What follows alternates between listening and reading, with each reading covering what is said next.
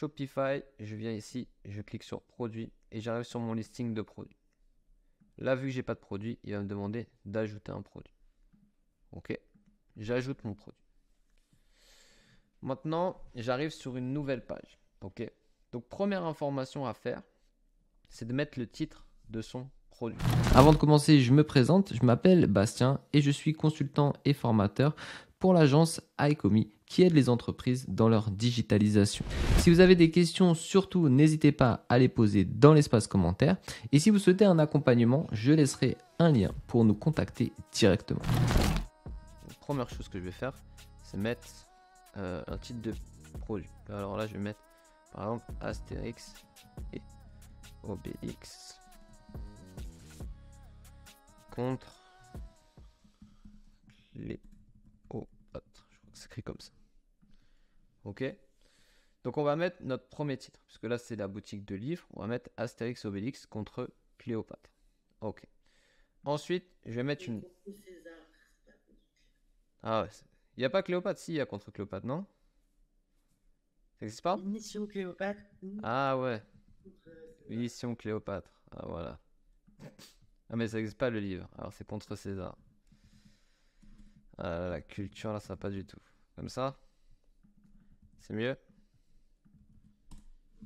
Mais C'est mieux. Ok. Mais est-ce qu'il y a un livre de ça?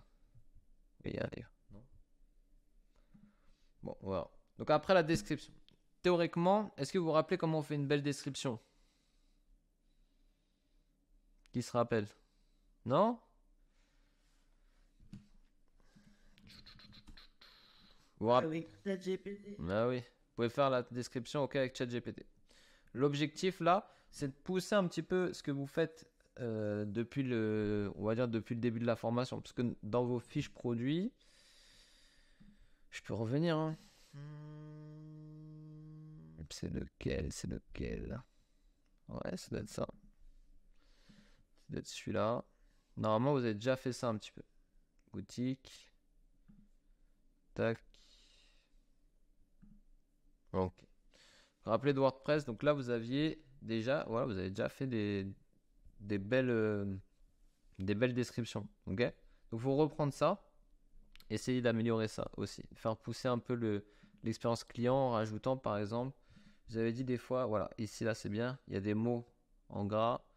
Ouais, ça, c'est vraiment, ça commence vraiment à être bon. Maintenant, potentiellement, relire un peu ce qui se dit et voir qu'est-ce qui peut être amélioré en termes de vente. Parce que là, vous commencez à être plus approfondi dans la vente. Vous avez fait des cours de vente, etc., non? Un petit peu? Vous commencez à comprendre normalement la psychologie de vente.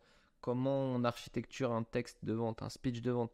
On crée l'attention, on suscite l'intérêt, on crée du désir et on fait un appel à l'action. Ok, c'est les 3 étapes. C'est attention, intérêt, désir, action. C'est les méthodes de vente.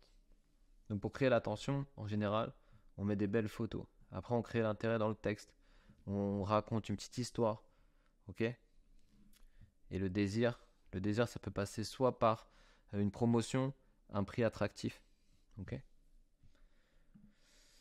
Donc là, je dois créer ma description. Moi, je vais sur ChatGPT. Il faut combien de mots pour la description sur Shopify?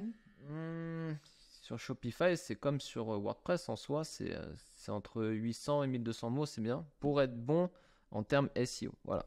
En fait, faut regarder comment vous allez diffuser l'offre. Là, si c'est un magasin de livres, ça va être plus être une offre, on va dire, qu'on va faire avec du SEO. Donc, plus vous allez avoir de mots clés par rapport à Astérix Obélix, bah, plus vous allez avoir potentiellement, on va dire, un score élevé sur cette page et être référencé sur le moteur de recherche avec un plus haut classement. Après, il y a tellement d'éléments qui prennent, on va dire, le dessus sur le SEO, etc. On ne peut pas vraiment définir que si on met tant de mots, ce sera bon. En fait, il y a tout un travail derrière, mais en général, on recommande 800 à 1200 mots. Ok. Donc sur ChatGPT, je vais faire un chat. Je vais mettre un site internet sur la vente de boutiques de livres en ligne.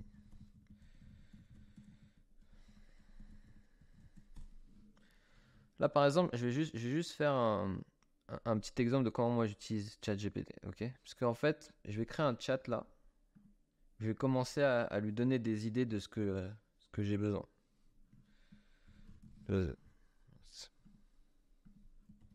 Nous avons plusieurs thématiques de hier. Aujourd'hui, me concentrer sur Astérix. Ok? Donc en gros, je vais lui demander plusieurs trucs. Je vais parler un peu avec lui comme si on fait de la conversation, au lieu de lui donner un prompt directement. Donc là, il va me dire, il va commencer en fait à travailler comme s'il réfléchissait. Vous voyez, comme si on était en train de discuter, et puis vous, directement, votre cerveau commence à s'actionner. Et là, je vais lui dire, j'ai besoin que mes fiches produits soient SEO friendly et aussi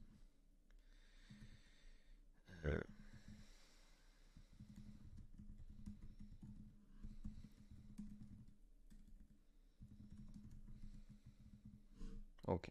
Donc, je lui donne plein d'instructions pour qu'il commence, on va dire, à comprendre c'est quoi ce que j'ai besoin. Après, j'aurais pu tout faire dans un prompt, mais le problème quand on fait tout dans un prompt, c'est qu'il n'analyse pas chaque phrase. En fait, il va faire un truc plus général sur tout ce qui est écrit. Et en fait, en segmentant les prompts, j'ai remarqué qu'il y a des meilleurs retours. Ok? C'est pour ça que je vous dis ça. Ok. Et donc là, maintenant, je vais dire, créez-moi une description produit pour la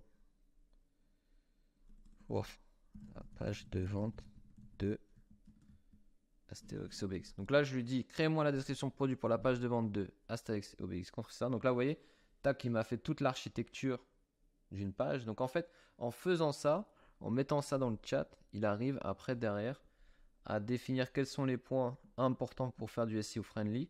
Donc là, il le met et après là, on aura un meilleur résultat que si on avait tout donné d'un coup. C'est juste un petit truc que j'ai remarqué, mais bon, ça c'est après vous, si vous voulez mettre directement le prompt avec écris-moi la description fiche produit, ça marche aussi, mais ça marche moins bien, je trouve. Tac, et voilà. Donc là j'ai une description. En fait, là, regardez, il va me faire un synopsis et il va bien m'architecturer le truc. Donc voilà comment on peut faire une bonne description produit sur ChatGPT avec Shopify. Vous voyez, à propos des auteurs. Alors que si on aurait dû faire le comparatif à mettre directement le prompt sur un chat, je pense que ça va être différent. Ok. Donc ça, c'est notre description. Donc si vous voulez commencer à pousser un petit peu les descriptions aussi, il faut commencer aussi à apprendre quel outil vous utilisez pour faire les descriptions. Si c'est vous qui l'écrivez, bah, il faut monter en compétence pour vous. Si c'est ChatGPT, bah, c'est à vous de savoir utiliser ChatGPT. Ok? Parce que là, je pense dans même pas un mois, bah, vous allez rentrer dans le monde, on va dire, réel du travail en ligne. Donc il va falloir vraiment savoir utiliser ces outils, comment les exploiter au maximum pour pouvoir avoir après même vous derrière un avantage concurrentiel par rapport à d'autres personnes. Si les gens, si vous arrivez à dire aux gens que vous savez utiliser ChatGPT, que vous pouvez le mettre à profit de leur entreprise, les gens, ils savent même pas c'est quoi encore un site internet, que si vous leur parlez d'intelligence artificielle, ils vont dire ah ouais bah vous êtes vraiment au-dessus. Ok? C'est important. Regardez la PAC, j'ai une belle description. Normalement, si je fais un prompt classique, j'aurais plus ça comme description. J'aurais plus une description dans ce style-là. Vous voyez, 1, 2, 3, 4, 5. Là, en faisant ce que je vous ai dit, ouais, j'ai vraiment tout. Alors, le dernier point, peut-être qu'on va pas le mettre, mais voilà. Donc là, j'ai un bon truc quand même. Hop, je vais prendre ça. Je vais juste faire 2-3 modifs. Tac. Je vais revenir là. Et je vais coller. Ok.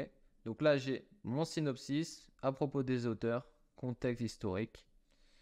Il y a juste l'appel à l'action que je vais enlever, parce qu'il n'y a pas besoin. Ok. Ça vous va comme description? Ça vous va? Super. Parfait. Okay. Donc maintenant, il me faut que j'ai fait ma description. Pareil, je peux architecturer les hash. Je vais vous rappeler des hash. Donc par défaut, Shopify ici. on a le H1. Ok. Ensuite, on peut rajouter ici un H2. Ici aussi, on pourrait mettre un H2. Ok. Vous vous rappelez de ces notions? J'essaye de pousser un petit peu, comme ça, vous perdez pas, on va dire, le truc. Truc de Shopify, il faut mettre un espace ici. Ok. Ouais, sur Shopify, si vous voulez architecturer les haches, il faut mettre un espace entre le bloc que vous souhaitez mettre en titre, sinon ça prend tout. Ok, donc là je vais mettre tout ici. Ça, j'ai pas besoin de le mettre en H. Pourquoi lire ce livre? 2. Ok, donc je sélectionne tout ce qui m'intéresse en titre pour les passer. Ça, j'ai pas besoin de le passer en H2. Ok, parfait. Donc maintenant, je vais enregistrer. Hop, j'enregistre. Et je vais déjà avoir, ici, je vais créer sur voir l'aperçu. Je vais déjà avoir un aperçu de mon texte et de ma boutique en ligne. Ok, puisque là, automatiquement, j'ai mon titre et j'ai mon texte. Ok, automatiquement. Ça se fait automatique. Donc, ce que je fais maintenant, c'est que je vais rajouter une image. Donc, on va y aller étape par étape. Première étape, c'est le titre. Facile. Deuxième étape, c'est la description. Troisième étape, c'est rajouter l'image. Ok. Donc, on peut rajouter 1, 2, 3, 4 images. Peu importe, comme vous souhaitez. Donc, pareil, pour ajouter une image, je vais cliquer là. Il va me demander d'aller chercher mon image en ligne. Alors, je vais aller la chercher là. Hop. Voilà. Je vais prendre celle-là. Non. Alors, qui se rappelle de la règle pour les images? Qui s'en rappelle? Personne? 1080 que 1080. Ok. Ça, c'est les dimensions, ouais. La règle, c'est d'utiliser toujours la même taille. Ok. Donc, je vais faire créer un nouveau design. Et je vais mettre 1080 par 1080. Hop. Pack. Et je vais redimensionner mon image avant de la mettre comme ça. Alors, c'est pas forcément 1080 par 1080. C'est juste d'avoir toujours la même taille d'image partout. Ok. Si par exemple, je veux que mes images soient toutes, on va dire, dans cette taille, je vais chercher à mettre tout dans la même taille. Ok. Comme ça, avec l'encadré. Je pourrais très bien faire un nouveau design et le mettre en portrait 1080 par 1350 puisque je trouve que la couverture là est plus adaptée. Il faudrait que toutes mes images de cette catégorie au moins soient dans ce format. Ok, là je perds un peu de contexte. Okay. Vous voyez, donc il faudrait que je mette toutes mes images à la même taille. Donc si je mets du 1080 par 1350, je le mets partout. Si je mets du 1080 par 1080, je le mets partout. Pareil. Ok. Donc je crée mon design sur Canva et je décide comment je souhaite redimensionner mes images. Ensuite, je vais faire partager, télécharger. Et je mets en format JPEG. Ok. Télécharger. Ok. Donc là, je vais pouvoir mettre en ligne maintenant que j'ai mon image ici qui est redimensionnée. Ok. Parfait. Donc j'ai mon image. Si je fais enregistrer, je vais voir l'aperçu. Maintenant, j'ai mon image qui est bien ici. Ok. Donc on a réussi à mettre un titre, description et image. Parfait. Maintenant, prochaine étape, c'est le prix. Ok. Il faut mettre le prix. Prix, c'est votre prix TTC. Ok. En France, on affiche les prix TTC quand on fait du B2C. Ok. Quand on fait du B2B, on peut mettre hors taxe et ajouter la taxe à la fin. Ok. Donc là, par exemple, on va le mettre à 7,90 €. Ok. Donc là, c'est le prix. Si on met un prix à 7,90 €, sans mettre le prix classique, on aura juste le prix à 7,90. Alors là, j'ai pas de stock. Je rajoute du stock. Je vais juste rajouter un stock. Vous voyez.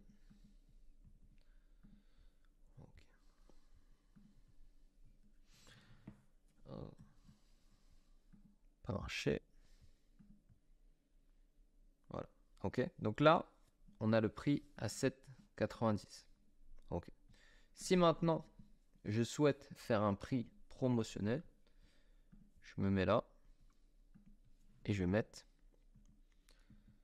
15,90 prix avant réduction. Ok. Donc si je veux mettre un prix promotionnel, je mets le prix final ici et le prix avant réduction ici. S'il n'y a pas de prix promotionnel, je mets rien dans prix avant réduction. Ok.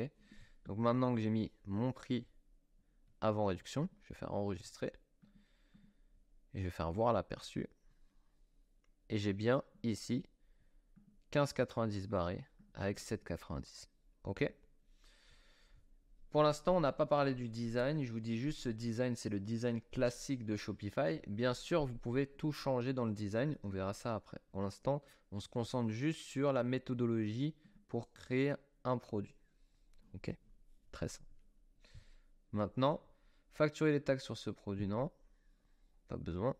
Si vous voulez définir votre marge, vous pouvez le mettre votre prix d'achat et ça vous met directement votre marge. Ok, c'est tout.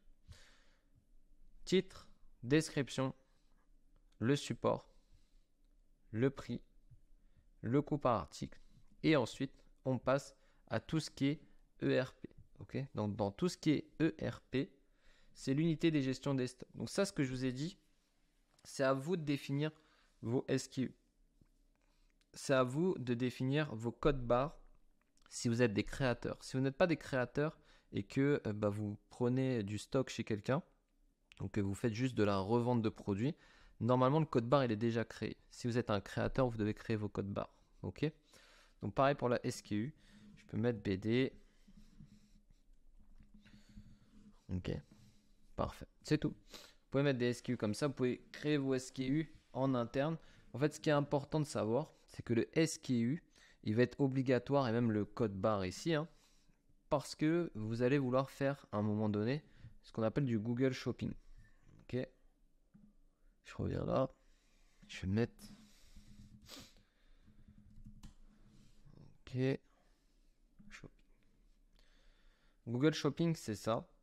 Et quand on fait du e-commerce, c'est un levier qui est très très intéressant. Ok, parce que souvent le Google Shopping, il vient ici. Vous voyez, vous avez déjà vu ça sur un résultat de recherche? Ouais. Et du coup, c'est ici qu'on arrive à avoir des grands nombres de conversions. Donc, vous voyez là, il y a beaucoup de personnes qui mettent leurs produits en avant, les montres, toutes les industries le font. Et si vous voulez avoir vos produits comme ça sur Google, vous devez obligatoirement avoir SKU et code barre, code GTIN. Ok, c'est obligatoire, obligatoire, obligatoire. Ok. Maintenant, vous pouvez faire suivre la quantité de stock. Continuer à vendre en cas de rupture de stock si vous voulez continuer à vendre s'il n'y a plus de stock. Je vais enregistrer. Et après, je peux tout simplement modifier l'emplacement et mettre à disposition. Par exemple, ici, j'ai acheté 50 unités. Et donc là, maintenant, il y aura 50 dispo. Et à chaque fois que je vais vendre une unité, je vais avoir une unité en moins, en moins, en moins, en moins. Ok? Donc ça, c'est, on va dire, les étapes de paramètres de votre produit. Ici, on n'a pas encore paramétré nos shop location, mais à ce niveau-là, vous pourrez avoir 2, 3, 4, 5 boutiques et après gérer le stock par rapport aux différentes boutiques. Donc mettre par exemple Saint-Brieuc, boutique numéro 1, Brest, boutique numéro 2 et dans Brest, vous avez 40 unités et à Saint-Brieuc, vous n'en avez plus du tout. Ok ? Donc là, après, vous pouvez gérer entre les boutiques, faire un transfert de stock par exemple. Ok ? Ici, j'ai le poids du produit. Donc très important à prendre en considération le poids du produit puisque vous allez devoir indiquer quels sont les poids pour derrière quand on va paramétrer nos frais de livraison, tout se fasse automatiquement. Donc si vous avez, je sais pas moi, mis à partir de 1 kg, les frais de livraison passent à 5 euros, et ben si je mets ici 0,5, si la personne achète 2 livres, eh bien elle sera facturée pour mes 2 livres. Alors là je peux mettre 500 grammes plutôt 500 grammes. Donc si je mets 500 grammes, la personne achète 2 fois mes BD, elle aura la facturation au checkout de 5 euros puisqu'elle aura atteint le poids de 1 kg. Ok? Donc très très important de prendre en considération. Donc si là je mets 0,5, c'était comme ça, eh bien je peux après derrière définir si la personne doit payer à partir d'un certain montant. Donc on verra ça quand on verra les paramètres de livraison. Ok? Ensuite, ajouter des informations de douane. Donc là pareil, il faut informer si vous livrez ici. Donc là, pays d'origine, c'est la France. Et après, vous devez sélectionner par un mot-clé. Là, si je mets livre, je vais avoir directement, par exemple, livre et brochure. Je vais mettre ça. Ok? Donc là, je vais mettre mon code SH. Donc j'ai juste à faire une recherche par rapport à thématique. Si c'était bijoux, j'aurais mis bijoux. Et là, vous avez bijoux de fantaisie, bijoux en métaux, etc. Donc vous avez plein de classifications qui sont différentes, ok, en fonction de ce que vous notez ici. Donc là, je vais mettre livre. Je vais mettre celui-là. Ok. C'est tout. Maintenant, j'ai fini de paramétrer l'onglet expédition. Parfait. Donc, j'enregistre. Et je vais faire voir l'aperçu. Donc là, j'ai ma fiche produit avec Astérix Obélix contre César à 7,90. Je peux ajouter au panier. J'ai ma description. Ok, tout est bon. Ok, jusque-là, tout va bien. Ce que je ne vous ai pas dit, c'est que pareil, dans ma description ici, je peux rajouter quelque chose. Je peux rajouter une image. Donc là, si par exemple, je rajoute une image, alors je vais peut-être en rajouter une autre.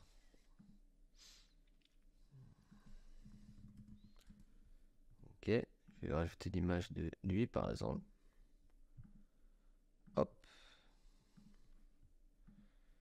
Je vais télécharger l'image. Ok. Je peux intégrer des images dans mes descriptions comme ça. Ok, je peux les augmenter, rétrécir, comme ce que vous aviez fait sur WordPress. La même chose. Je peux faire ça. Et là, l'image, elle vient à ce niveau-là, dans la description, et non sur la fiche produit. Ok? Donc, 2 éléments à retenir sur les images. Je peux intégrer des images aussi sur mes descriptions et dans le support multimédia. Dans le support multimédia, ce sera les images que je retrouverai ici sur le catalogue. Ok? Point important que j'ai pas fait là, parce qu'on fait ça rapidement, mais point super important.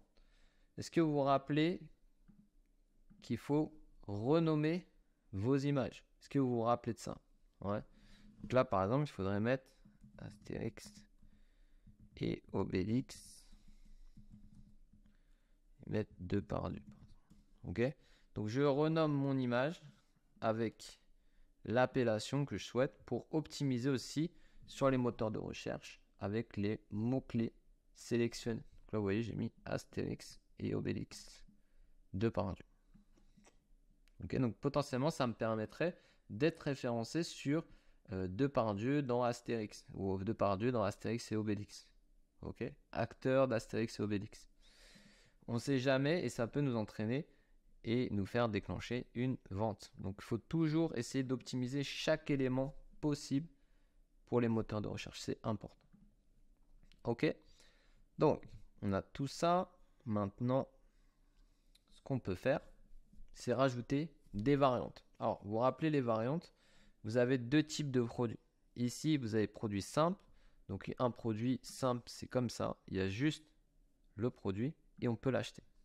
Maintenant, je peux rajouter un produit avec variante. Je peux rajouter des options comme la taille, la couleur, la matière, le style, tout ce que vous souhaitez en fait. Vous pouvez rajouter par exemple le poids, vous pouvez tout rajouter. Donc là, je vais rajouter édition, par exemple.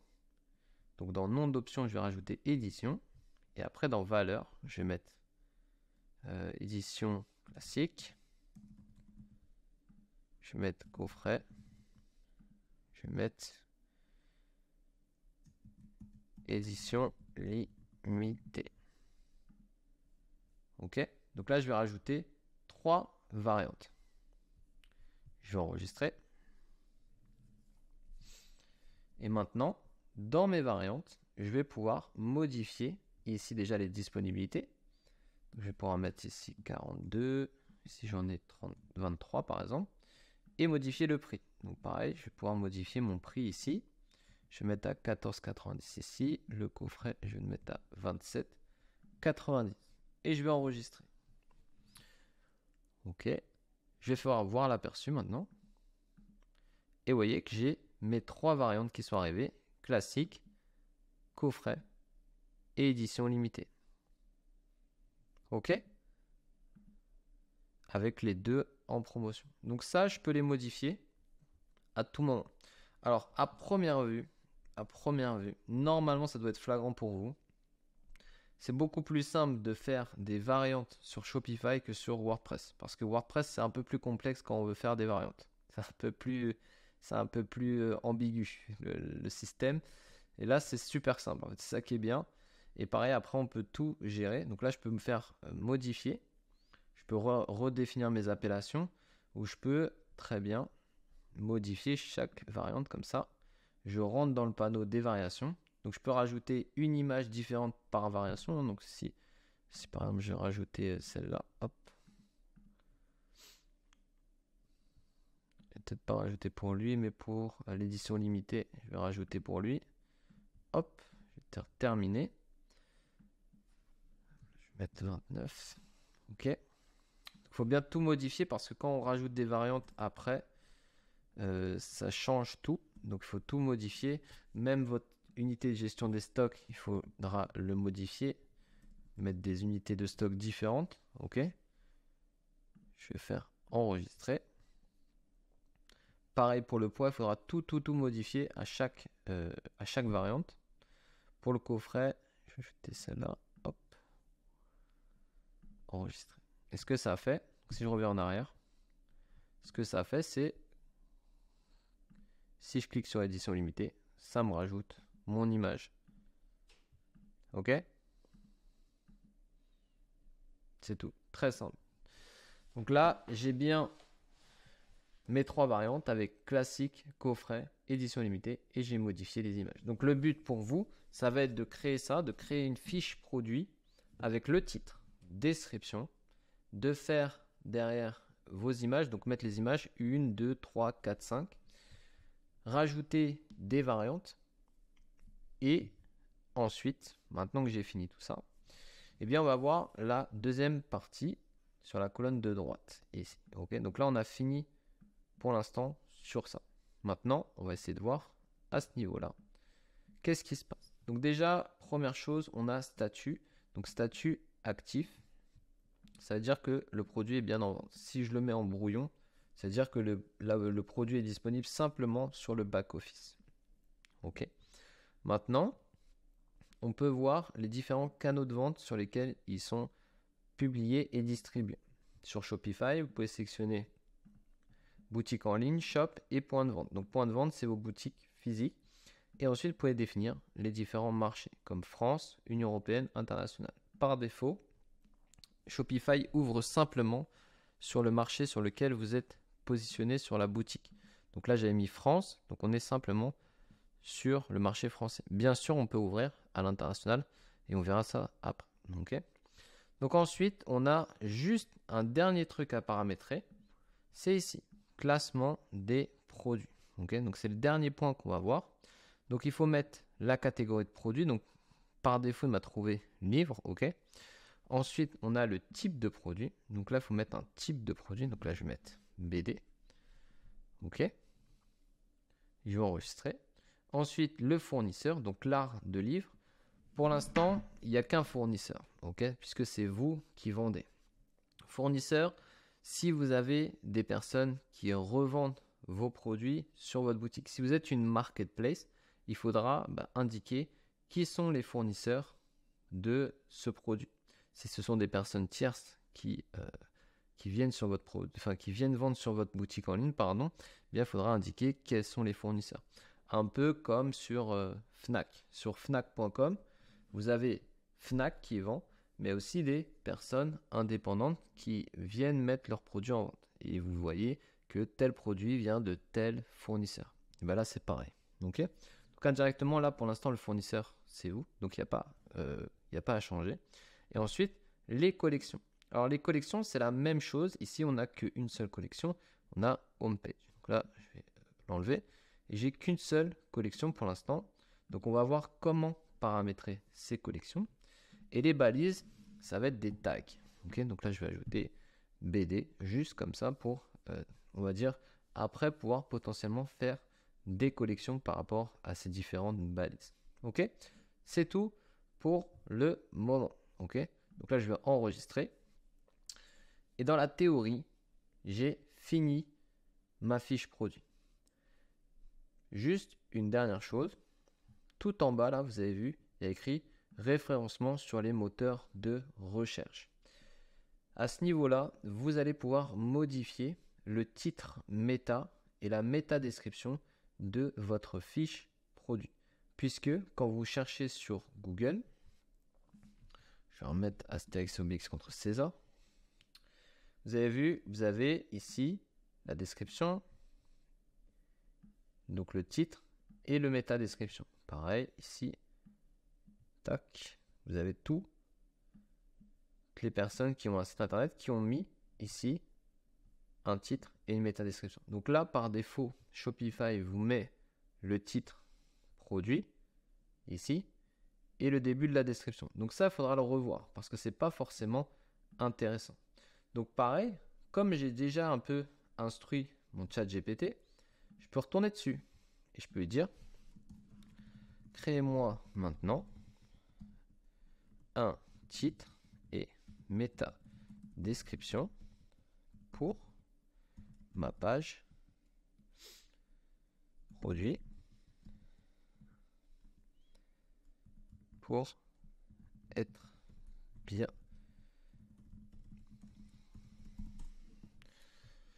Voilà, donc là je vais juste lui demander de me faire mon titre. Voilà. Et mon méta description. Tout simplement. Ok, donc c'est pour ça que c'est important d'avoir, on va dire, un chat qui est défini pour chaque chose que vous faites. Comme ça, maintenant, vous pouvez reprendre à chaque fois que vous avez quelque chose à faire. Eh bien, ce chat est derrière, retravailler dessus pour lui demander des informations complémentaires. Donc là, je vais reprendre. Maintenant, j'ai mon titre. Je viens de le prendre là.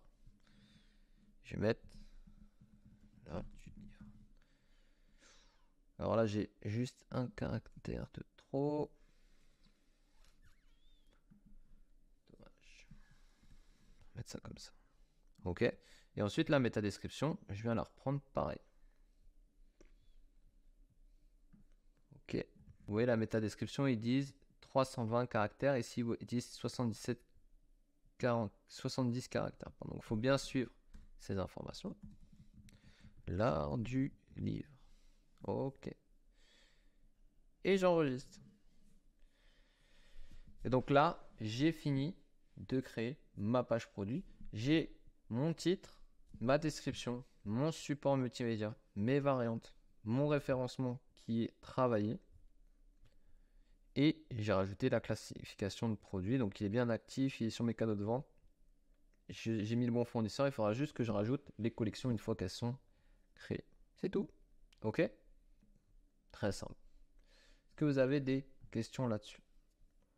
Est-ce que tu peux refaire la manip, tu sais, pour mettre une photo dans ta description? Oh. Tu as été trouvé, je sais pas par où t'as été. Pardon. Okay. Ça marche. Alors, je l'efface, elle. Ok. Je peux l'effacer. Ok. Alors, sur ici la description, vous avez plein d'outils. Ok. Vous avez même un outil de génération de texte, mais qui n'est pas super. Ok, je ne conseille pas de l'utiliser. Donc, on a l'outil pour formater le texte en titre. On peut rajouter du gras ici. Hein. Ok. On a ici pour mettre en italique. Si par exemple je sélectionne ce texte, je peux mettre en italique, le souligner. Je peux changer la couleur. Ok, par exemple. Je peux mettre un texte ici aligné au centre, aligné à droite, ok, ou aligné à gauche. Je peux rajouter un lien. Par exemple, si je veux que ça ramène vers un autre lien, ok. Ça ramène sur catalogue, par exemple. Ah ouais, mais que sur le preview. Disons que je veux que ça ramène sur cette page-là. Ok, je mets un lien. Je vais insérer le lien. Donc là, quand je cliquerai ici, ça ramènera vers l'autre site. Et après, ici, tu as le petit logo insérer une image. Okay, donc là, il faut bien mettre le curseur. Ici, il faut bien mettre son curseur et cliquer sur insérer une image. Là, je viens, je sélectionne mon image que je souhaite. Je mets la taille. Donc, si je veux que ça soit en taille originale, je mets taille originale. Ou si je veux que ça soit un petit peu plus petit, je mets en 240, pardon. Et là, j'ai mon image qui s'est insérée. Ok. La même chose, je peux le faire avec une vidéo. Je peux insérer une vidéo en collant le frame d'une vidéo sur YouTube. Donc là, je vous montre. Attends, je vais juste décaler lui. Hop. Donc ça, c'est bon. Maintenant, si je veux rajouter une vidéo à ce niveau-là, il faut que j'aille sur YouTube. Je vais mettre Astérix et Obélix contre César, voilà.